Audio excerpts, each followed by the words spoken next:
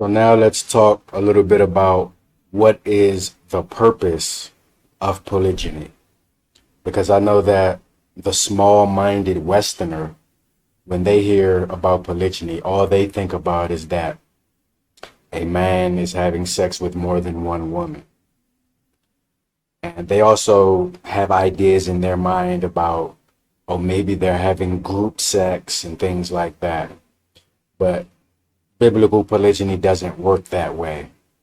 But what is the purpose of polygyny? Now, we've already been over the fact that if somebody has a large polygynous family, and if they have, let's say, their own business, and they have 5 wives, everyone's working together for their business, everyone in unison, that business has a higher potential to succeed.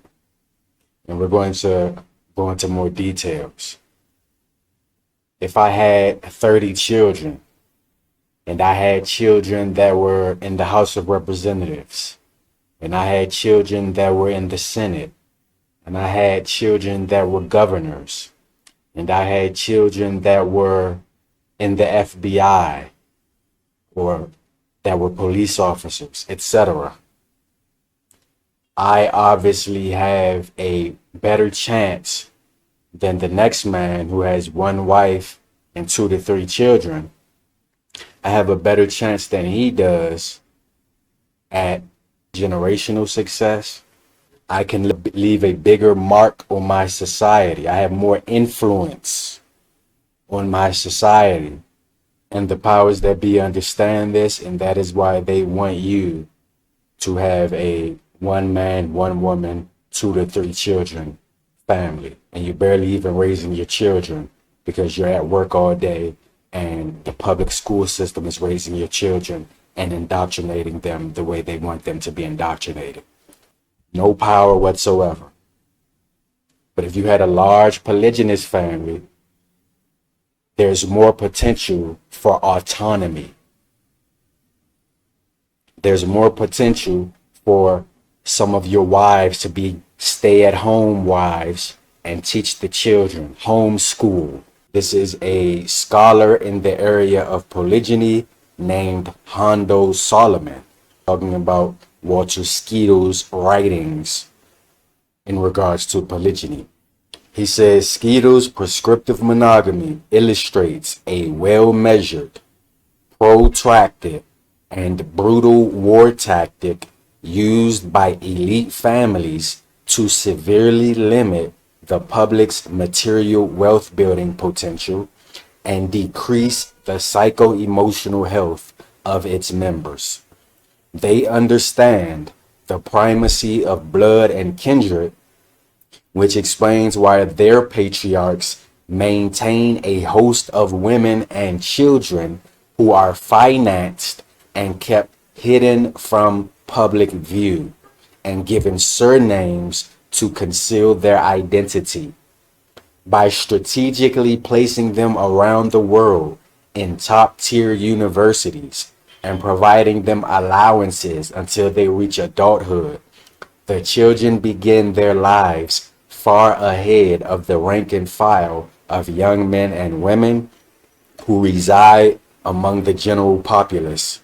The latter group is thus left struggling to gain that measure of economic power the former group enjoys in full due to their polygamous tactics. In other words, he's saying that many men of power practice polygyny in secret. And if you know anything about the men who are in power, such as the international bankers, etc., then you know that this is true. This way, they are able to have more descendants who they can place in strategic positions of power, and they can all work together as a family unit to dominate. While you and your 1 wife and your 2 to 3 children are struggling. They have many children, many women, and they're able to work together and dominate you.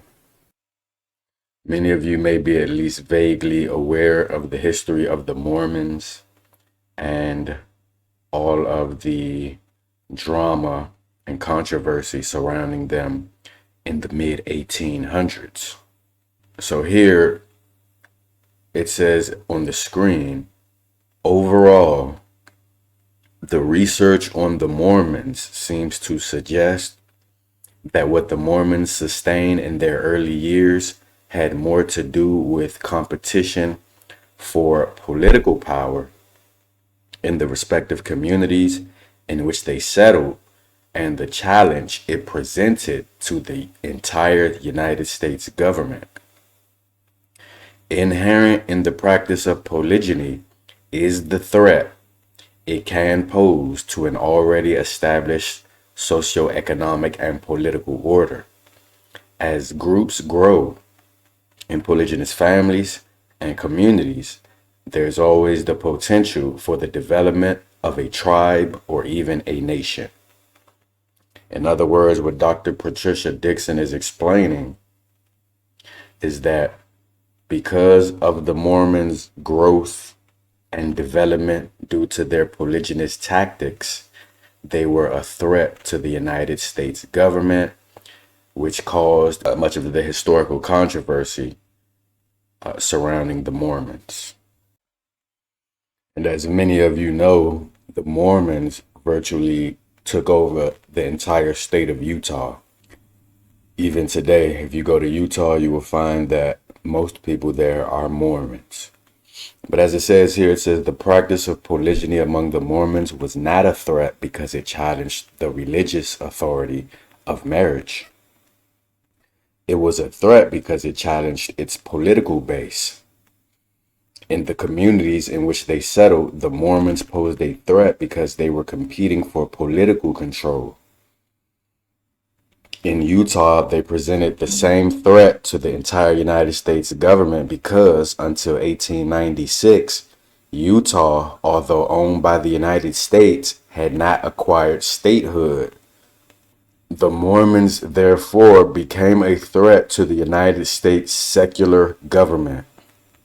And as is obvious, if one wants to eliminate a potential threat, the most strategic place to start is the family. And that's exactly why the so-called black community is destroyed in the United States, because they've targeted and destroyed the family. It says the practice of polygyny among the Mormons provided local and federal authorities just what they needed. In other words, they used the practice of polygyny to create anti-bigamy laws to try to break up Mormon families and to destroy Mormon families. Why? Because the Mormons were becoming extremely powerful. As I said, they virtually took over the entire state of Utah. Why were they able to do that? It was due to their polygynous tactics. So a part of the purpose of polygyny is to have more efficient reproduction. And that way you're able to build more generational wealth and more efficiently build generational power. Now, for those who are living righteously, you're also able to pass that down to the next generation. You know, one of the reasons why the so-called black community seems to degrade further and further as time progresses is because people who are not righteous, people who are not following the way, people who are not submitted to the Most High and to the culture given to us in his scriptures, these are the people who are reproducing the most. And that's why you see the dilapidation and the degradation that you see in the black communities. And again, that's why it continues to get worse. So here in Genesis 16, starting at verse 1, it says, "Now Sarah, Abram's wife, bare him no children, and she had an handmaid, an Egyptian, whose name was Hagar. And Sarah said unto Abram, Behold, now the Lord hath restrained me from bearing. I pray thee, go in unto my maid. It may be that I may obtain children by her. And Abram hearkened to the voice of Sarah." So Sarah said, take my maid as your wife, have sex with her to reproduce. So as I said, reproduction is a large part of the purpose of polygyny. Verse 3 says, and Sarah, Abram's wife, took Hagar, her maid the Egyptian, after Abram had dwelt 10 years in the land of Canaan, and gave her to her husband Abram to be his wife. And he went in unto Hagar, and she conceived. And when she saw that she had conceived, her mistress was despised in her eyes. So we see that the purpose of Abraham taking Hagar as an additional wife was to reproduce with her. But here in Genesis chapter 17, we see that they were successful not only in the reproduction of an additional child, but in the creation of a nation. As it says here in verse 19, it says, and God said, Sarah thy wife shall bear thee a son indeed, and thou shalt call his name Isaac, and I will establish my covenant with him for an everlasting covenant, and with his seed after him. So Abraham's son Isaac is going to be blessed, and through Isaac would later come the nation of Israel. So a great nation would end up coming out of Isaac. In verse 20, this is talking about Hagar's son Ishmael that she had with Abraham. It says, and as for Ishmael, I have heard thee. Behold, I have blessed him, and will make him fruitful, and will multiply him exceedingly. 12 princes shall he beget, and I will make him a great nation. So you can see the purpose of polygyny playing itself out here. To have children, for those children to be fruitful and multiply, and to pass down your culture to those children. So those children can reproduce. Those children can be productive. Those children can carry on your legacy. So here in Genesis chapter 30, I don't want to read the whole chapter. I just want to point out to you that the same thing happened with Isaac's son Jacob, who had 13 children. And he had these 13 children with his 4 wives. When you're going to have 13 children, it's far more effective to have these 13 children with multiple women. Why is that? It's because, number one, you're able to have the children more efficiently, which is to say, in a shorter span of time. Number two, if you're going to have 13 children and you wanted to have them with one woman, that would be very stressful physically for her. That would be a lot on one woman's body. But when you spread them out amongst 4 women, it's far less damaging on the body of any particular woman.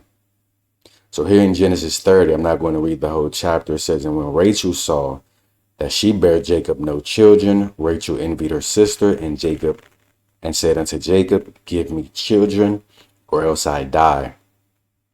And Jacob's anger was kindled against Rachel, and he said, am I in God's stead, who hath withheld from thee the fruit of the womb? And she said, behold, my maid Bilhah, go in unto her, and she shall bear upon my knees, that I may also have children by her. And she gave him Bilhah her handmaid to wife, and Jacob went in unto her. Why is he going into Bilhah? To have children with her.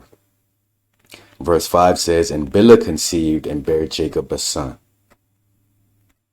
Verse 6 says, and Rachel said, God hath judged me, and hath also heard my voice, and hath given me a son. Therefore called she his name Dan.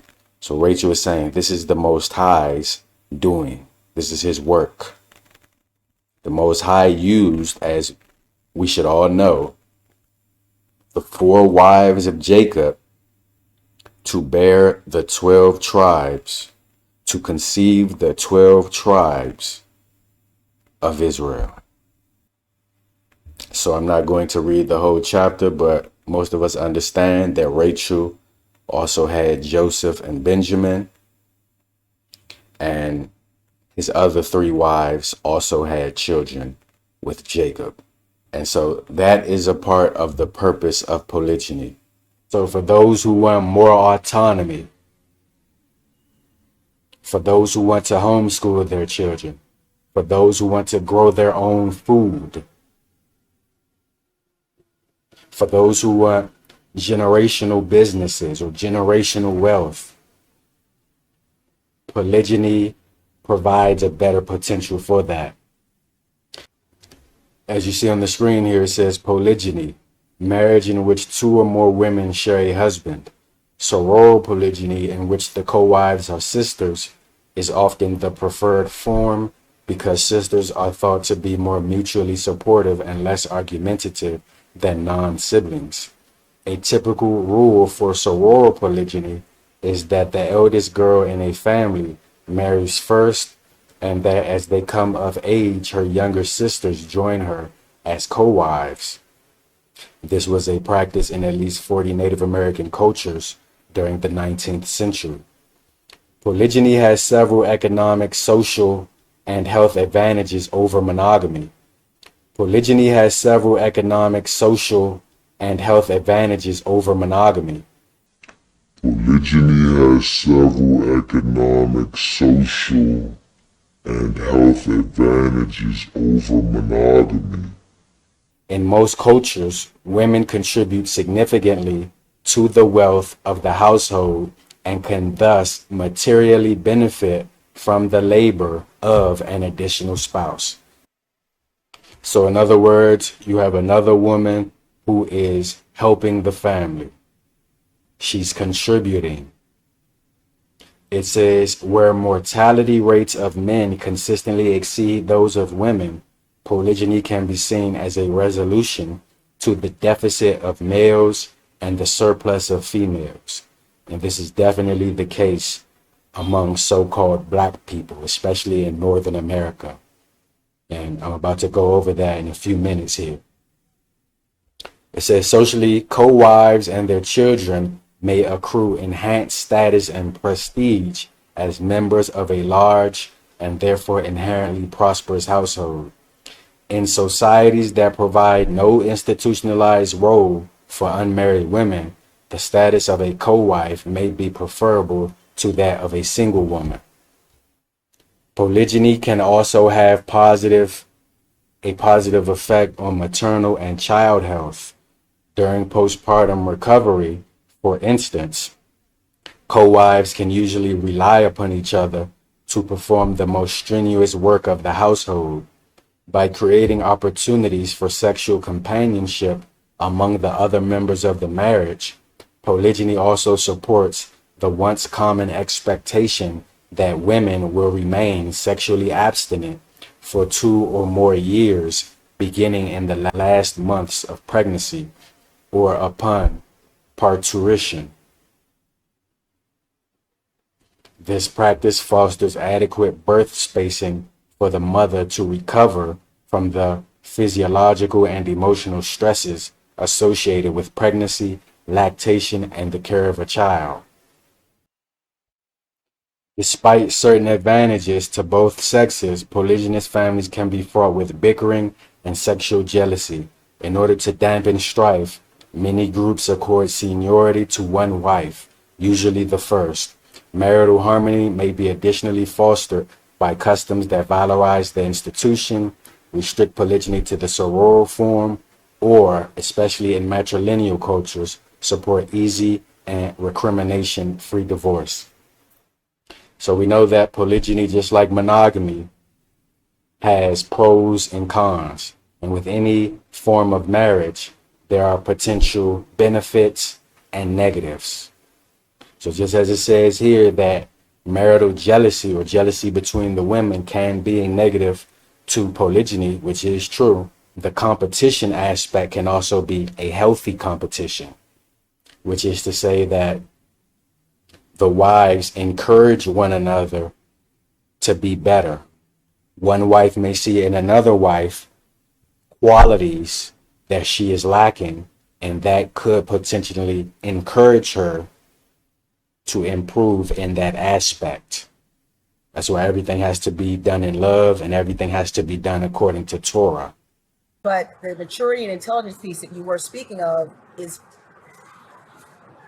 great importance, because you have to be able to get past, first of all, be able to self-reflect and handle your own, as you come into situations, things become revealed to you. And you have to handle your issues, truly face your issues, to be a productive member of the family. Mm-hmm. Okay, and it's like even things as such as you have to truly be able to be happy.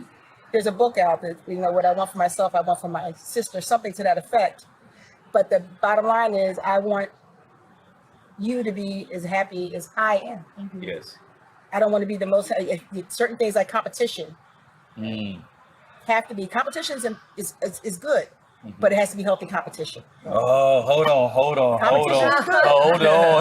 Now, please, like, define that, because just to say that competition is good. Please, by all means. No, competition is good because it helps you elevate yourself, and it helps you. If I see something that one of my sisters is doing and doing well, and I know I lack in that area, it's opportunity for me to gain. Doesn't mean I'm trying to become master as you are, Right. but I'm trying to be your backup.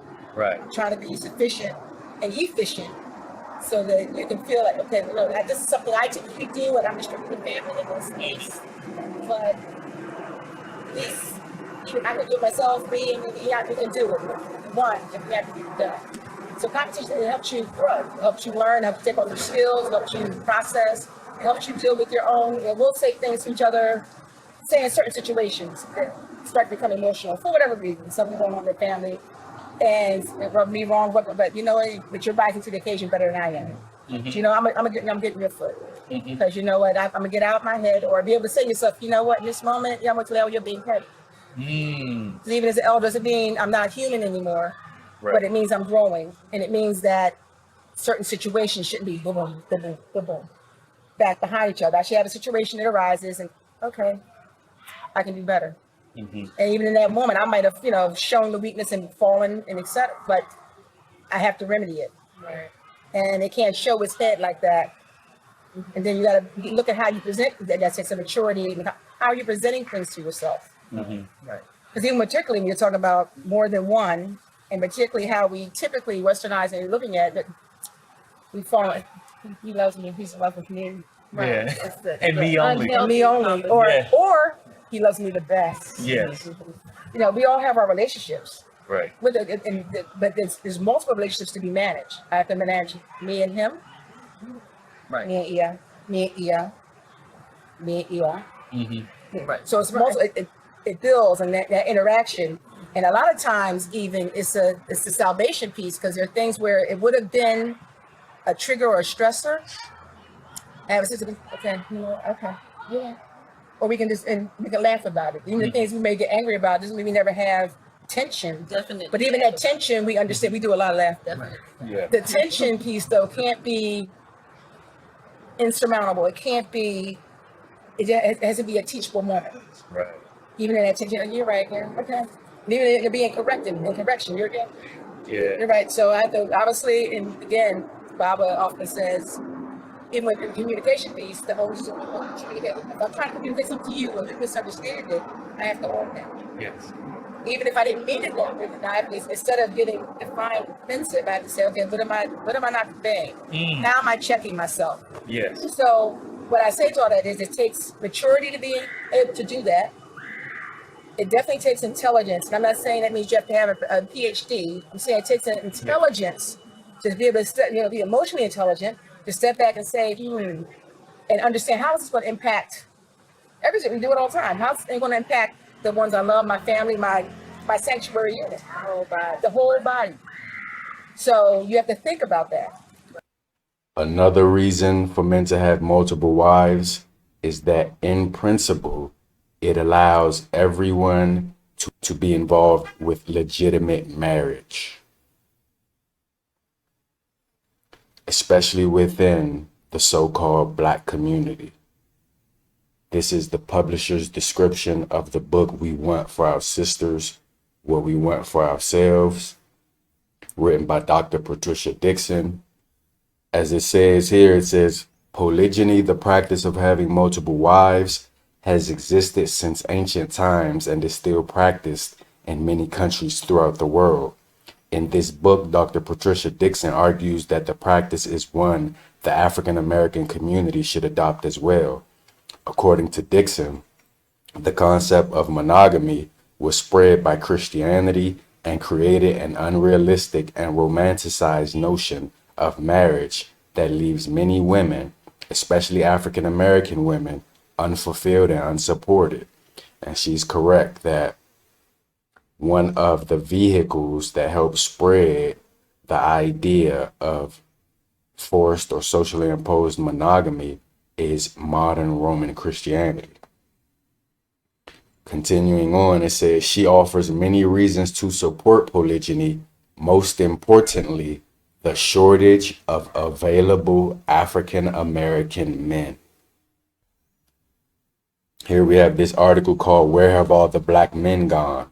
It says there's a gender imbalance in many African American neighborhoods. Mass incarceration is largely to blame. It says something is demographically amiss in parts of eastern DeKalb County, just outside of Atlanta.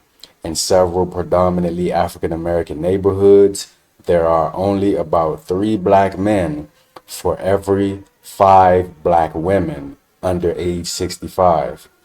That sort of gender imbalance reflects a number of factors, primarily mass incarceration and high mortality, and it's present in hundreds of communities across the country. Nationally, the Census Bureau counts 88 black male adults for every 100 black women, while the ratio for whites is a more equal 97 men for every 100 women.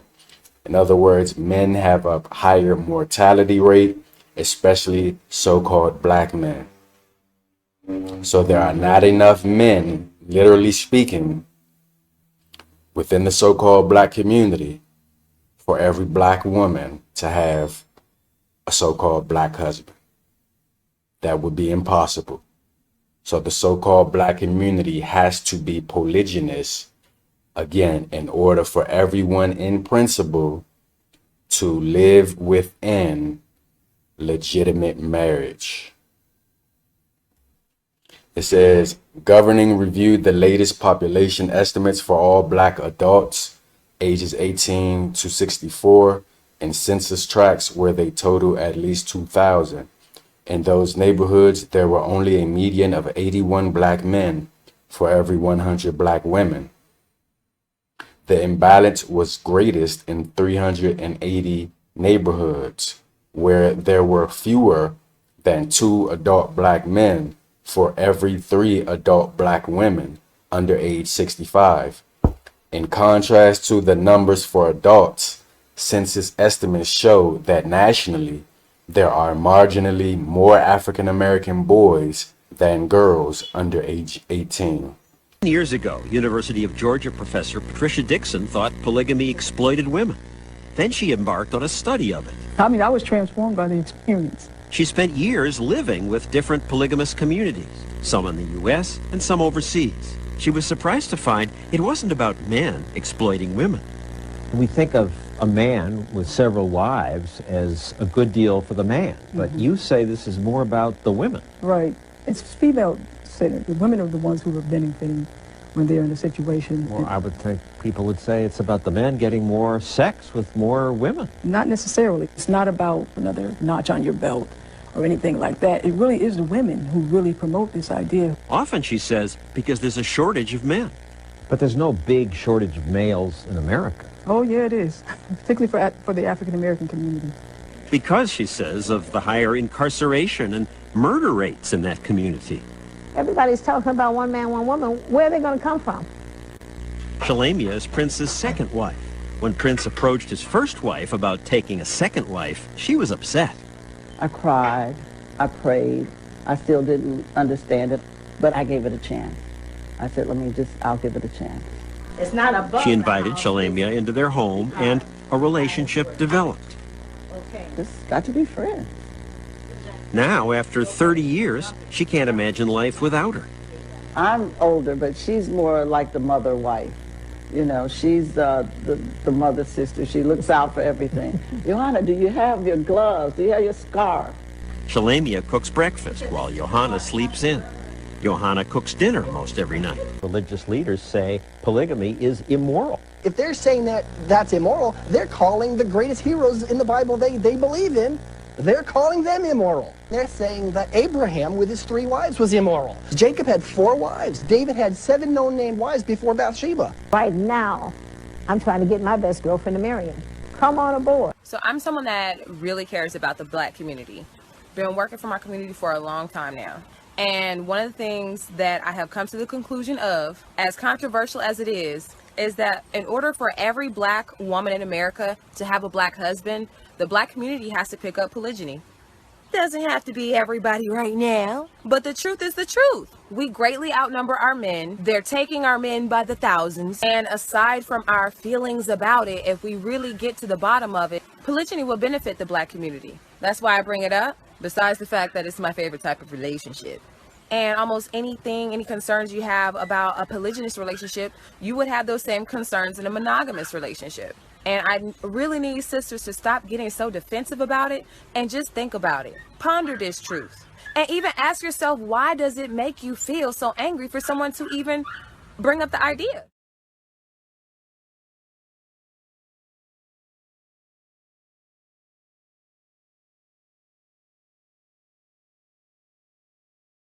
For some people who haven't been raised in this particular lifestyle or haven't embraced it, it's hard to understand, no, I wouldn't want anyone to have my man. Okay, fine.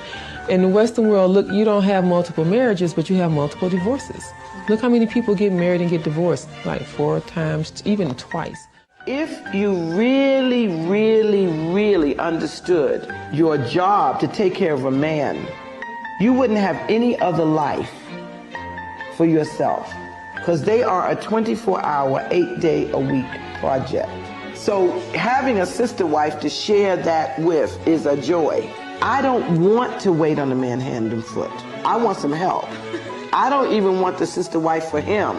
I want the sister wife for me. What's going on? What's going on, y'all? You know, hey, you see the unit in the kitchen. I got my wives working together right here. I got my wife Ruth right here helping the children. Say hey. I got Zion. Say what's up, Zion. What's up? I got my wife Sarah. Say hey, Sarah. Hey, hey, what Bathsheba? My wife Bathsheba. What about Suzanne? Hey, say hey. Hello. And he go my new wife right there. Hey, Don. Don, say hello. Hello. There go my wife Don right there. Hey, there go my big girl Grace. Say hey, Grace. We getting it ready for the children. We about to feed the children. Say what's up, Isaac. That's my boy Isaac. That's oldest. Say hey, hey. There go Samson. Say what's up. Look at Samson. There go my girl Rachel. Say hey. There go my girl Becca. Say hey, Becca. That's my baby. There go my big girl. She been out there playing, so she's sweating. That's Miriam. Then we even got my baby girl Leah right there. Say hey, baby girl. So look, just showing you, we can work in unity. These women ain't in no competition, man. We building a legacy, man. All praise to the Most High. So again, in principle, for everyone to be in legitimate biblical marriage without all of the confusion that we see today, people have to take up polygyny. As it says here, this is Ola Ura Equiano, who was a victim of the transatlantic slave trade. Within the 18th century, he is what we would call today from the Igbo tribe. This is what he wrote in his autobiography in regards to the Torah. When he came to the Western world, he read the Torah, and this is what he said. He said, I was wonderfully surprised to see the laws and rules of my country written almost exactly here. A circumstance which I believe tended to impress our manners and customs more deeply on my memory. In other words, he said, the laws and rules of the Torah are pretty much exactly the laws and rules of his people, of his homeland. That's what he's telling you. And in his autobiography, he describes those customs, and many of them align with the Torah. I actually have a lesson on that I haven't uploaded to a video, but they align with Torah. So let's see what he said. By the way, he was an Israelite. Let's see what he said in regards to his people practicing men having multiple wives. And for those who don't know, even today, many, if not most, of the people who are from the so-called Igbo tribe will tell you that they are the descendants of the ancient Israelites. But let's see what Olaudah said. He said, the men, he's speaking about marriage, the men, however, do not preserve the same constancy to their wives which they expect from them, for they indulge in a plurality, though seldom in more than two. So he said the men indulge in having a plurality of wives, though seldom more than two. That's what he just told you. It said their mode of marriage is thus: both parties are usually betrothed when young by their parents, though I have known the males to betroth themselves. So that's what Olaudah Equiano is saying. He wrote this in the 18th century. Again, this has always been a part of Hebrew culture, of African culture. To say that a man having multiple wives is a sin or is wrong is Greek and is Roman.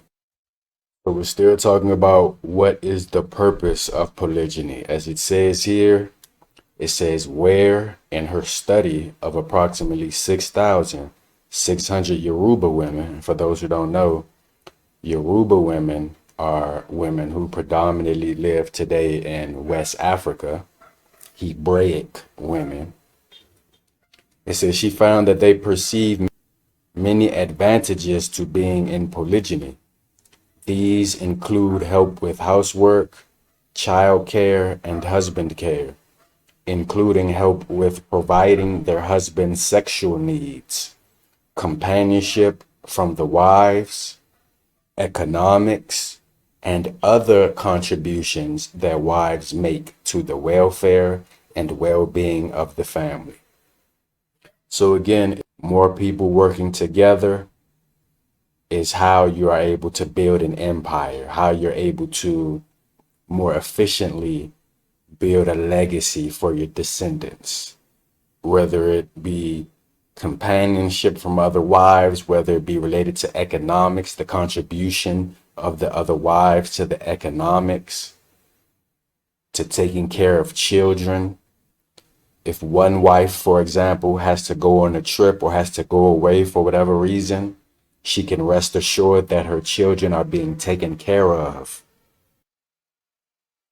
It says, in Africa, polygyny was virtually universal and is still prevalent.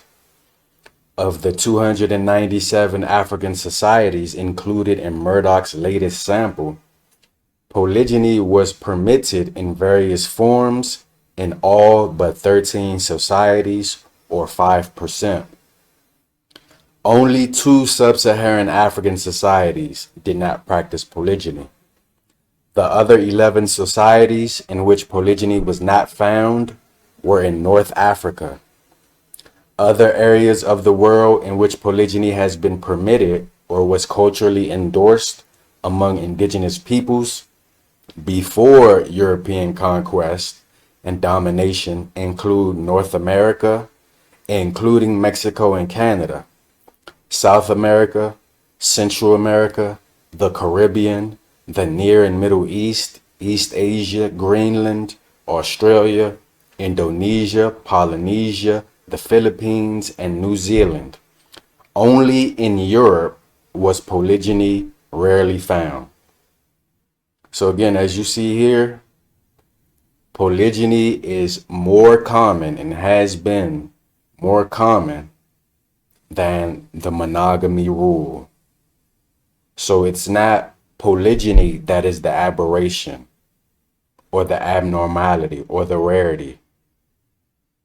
But it is monogamy, and it is monogamy that should be explained, or the monogamy rule that needs to be explained, not polygyny. The late renowned European anthropologist Robert Stephen Briefold wrote the following. It says, as has been already noted, where polygamy is practiced, and when he's referring to polygamy, he's referring to polygyny in this context. He says, where polygamy is practiced, the women are the chief supporters of the system and are bitterly opposed to all teaching that inculcates monogamy. It says, an Akikuyu woman speaking to a lady missionary sent the following message to the women of Europe. Tell them two things, she said. One is that we never marry anyone we do not want to, and the other is that we like our husband to have as many wives as possible. In South Africa, if a woman happens to be her husband's only wife, the ladies belonging to more fortunate households call on her to express their sympathy and to commiserate over her miserable and lonely condition. It is very generally at the request and instigation of the women that a man takes other wives. So as I've explained in previous videos, and as it says here in this final sentence, it is very generally at the request and instigation of the women that a man takes other wives. And that's for those who are claiming that polygyny is lust. How is that lust? The women or the wives very often are the ones who may present the idea of taking other wives to their husband in many cases, because they understand the benefits of it, and because they are not westernized or not as westernized, and they're not lesbian women. Again, they understand the benefits of polygyny. So that has nothing to do with quote unquote lust, but I have a whole section on lust. He also said the following: among the agricultural populations of Africa, the accession of new wives not only facilitates the work of each, which is to say that bringing in new wives helps the work of each of the wives. It says, but increases the general wealth and well-being of the family, and thus forwards the aims of both the maternal and the derivative mating instincts of the women. So again, we're talking about the benefits of a man having multiple wives. This is not from a Western perspective. He's speaking about populations in Africa and their points of view, their perspective, their mentalities as it pertains to polygyny.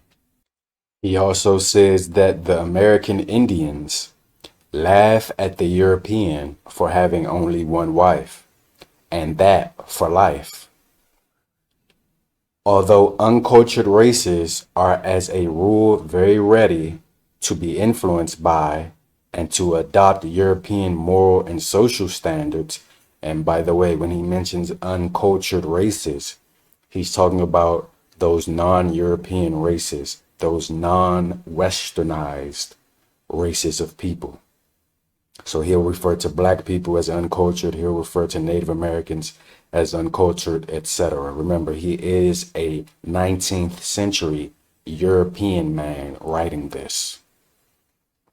He says, although uncultured races are as a rule very ready to be influenced by and to adopt European moral and social standards, they are disposed to look upon European ideas concerning monogamy as the symptom of a peculiar mental deficiency or form of degeneration. In East Africa, the natives are inclined to look down on us Europeans for our monogamy. The Sinhalese regard monogamy as partaking of the nature of bestiality and brutishness. So you're getting a different perspective that's totally disparate, totally foreign to the Western perspective that most of you were raised in. Robert Briefold says, far from polygyny being regarded with reprobation as a manifestation of moral laxity or self-indulgence, or of lack of consideration for the feelings of women, it is everywhere in uncultured societies regarded by men and women as a merit and a sign of worth, as a laudable ideal, and even as a moral virtue.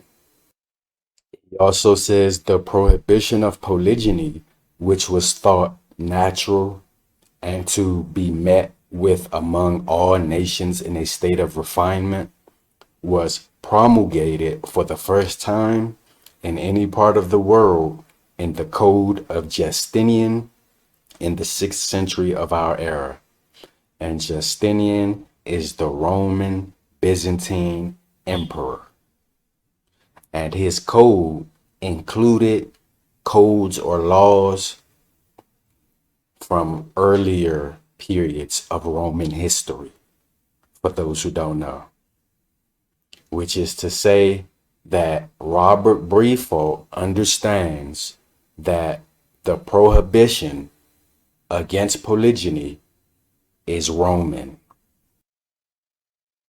To quote Dr. Dixon again, she says, 2 reasons why having sister wives is also helpful include how the menstrual cycle and afterbirth are handled in divine marriage. With regard to the menstrual cycle, which the community refers to as the period of inactivity, women are allotted 7 days to refrain from cooking. The Kiefer or community even has a house for women to go to during this time, if they so choose. And she's talking about a particular Hebrew Israelite community here.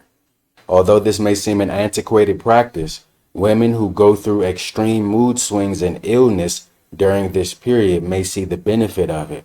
With regard to postpartum, women abstain from sexual activities with their husbands for 80 days.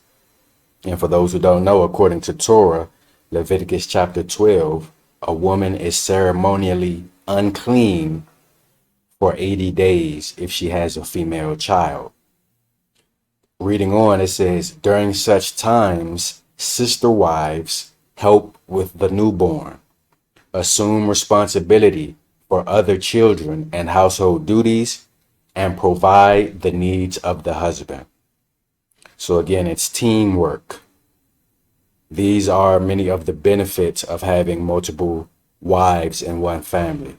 So we've been talking about some of the benefits for women when it comes to companionship, when it comes to being encouraged to better themselves, when it comes to help with domestic duties, etc. So let's just talk about briefly a little bit of the benefit for men here. I know that people in our feminist society don't like to talk about how things benefit men. People don't care about men. Speaking about how things benefit men is considered to be hating women. But just briefly, let's speak about this. As this article here says, polygamy is the key to a long life. It says, want to live a little longer? Get a second wife. New research suggests that men from polygamous cultures outlive those from monogamous ones. And by the way, again, when it mentions polygamy here, it's referring to polygyny. Throughout history, when people mention polygamy, typically, not always, but typically, they're speaking specifically about polygyny. But reading on, it says, after accounting for socioeconomic differences, Men age 60 from 140 countries that practice polygamy to varying degrees lived on average 12% longer than men from 49 mostly monogamous nations, says Verpi Luma, an ecologist at the University of Sheffield, UK. Luma presented her findings last week at the International Society for Behavioral Ecology's annual meeting in Ithaca, New York. Rather than a call to polygamy, the research might solve a long-standing puzzle in human biology. Why do men live so long? The article is going to continue to hypothesize and theorize on why it is that men who have multiple wives appear to live longer than men who are in monogamy. But I can just tell you, as an assumption, the men who live in polygyny are probably happier. And as this article also alludes to, if you keep reading, I'm not going to keep reading the whole article, these men also typically have more descendants. And for those who know anything about old people or senior citizens or those who are elderly, a lot of times having many children and grandchildren, more particularly grandchildren, that they can dote on, that they can love, that they can care about, that they can be excited about, helps them to live longer. It says here, considering the close to 50% divorce rate and various relationship, marriage, and family formations that emerge from it, Tiger suggests that United States society is moving in the direction of onogamy. This is a situation in which each will be married to all. In other words, in our society, people have boyfriends and girlfriends that they have sex with. People are married and divorced multiple times. People date multiple people. In fact, the average person that will point the finger at a polygynous man and say he's lustful, that person usually has had sex with multiple people themselves. And they were not even married to those people. That's how twisted our society is. You have people who have had sex with 5, 10, 15, 30, 50 people in their life. Yet they will point the finger at a man who is legitimately married to 3 or 4 women, and they will say that he's lustful, using their religious dogma, their religion. You can't read it in the Bible, but they'll use their religion to say that he's lustful and he's sinful.